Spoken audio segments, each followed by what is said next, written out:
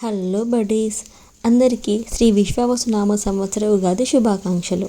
సంవత్సరం అంతా మీ అందరికీ చాలా పాజిటివ్గా ఉండాలని, వర్క్ లైఫ్లోను పర్సనల్ లైఫ్లోను చాలా పీస్ఫుల్గా నడవాలని, అదేవిధంగా మీరేవైతే మీ గ్రోత్లో ఏమైనా గోల్స్ పెట్టుకుంటే అవన్నీ అచీవ్ చేయాలని చెప్పి మనస్ఫూర్తిగా కోరుకుంటున్నాను. ఉగాది అంటే గుర్తొచ్చేది ఉగాది పచ్చడి, భక్ష్యాలు అండ్ పంచాంగ శ్రవణం. మా అత్తయ్య నేను కలిసి భక్ష్యాలు తయారు చేస్తే మామయ్య అండ్ కన్నయ్య కలిసి ఇక్కడ ఉగాది పచ్చడి తయారు చేస్తున్నారు. తీపి, పులుపు, ఉప్పు, కారం, చేదు, వగరు ఈ షడ్రుచులతో చేసిన ఉగాది పచ్చడిని తాగినప్పుడు మనకి ఫస్ట్ అయితే ఏ టేస్ట్ అయితే మనం సెన్స్ చేస్తామో సంవత్సరం అంతా అలాగే ఉంటుందని చెప్పి కొందరు అంటూ ఉంటారు. అది ఎంతవరకు నిజమో నాకు ఐడియా లేదు, మీకేమైనా తెలిస్తే చెప్పండి.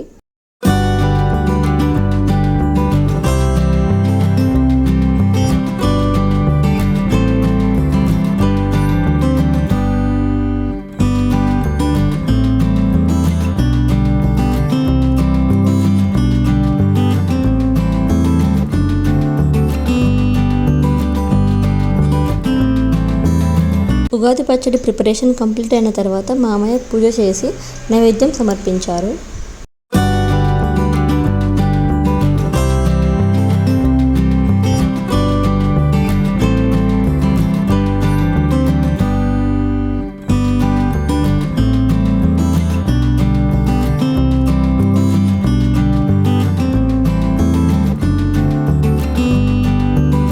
ఆ తర్వాత అందరం ఇంట్లో ఒకరికొకరం ఉగాది పచ్చడి పెట్టుకుంటూ ఉగాది విషెస్ చెప్పుకున్నాం.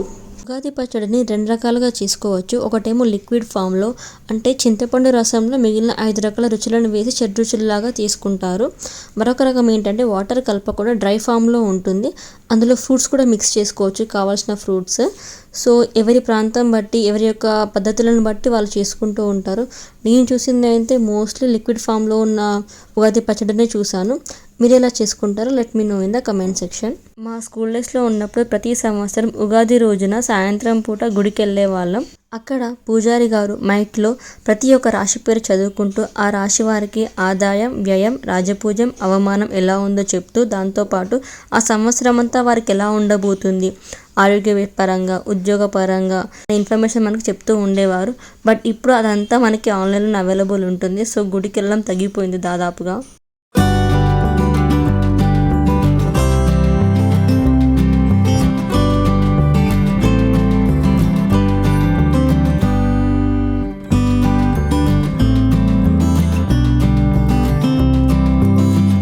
సో ఇలా మేము ఈ సంవత్సరం ఉగాది జరుపుకున్నాము.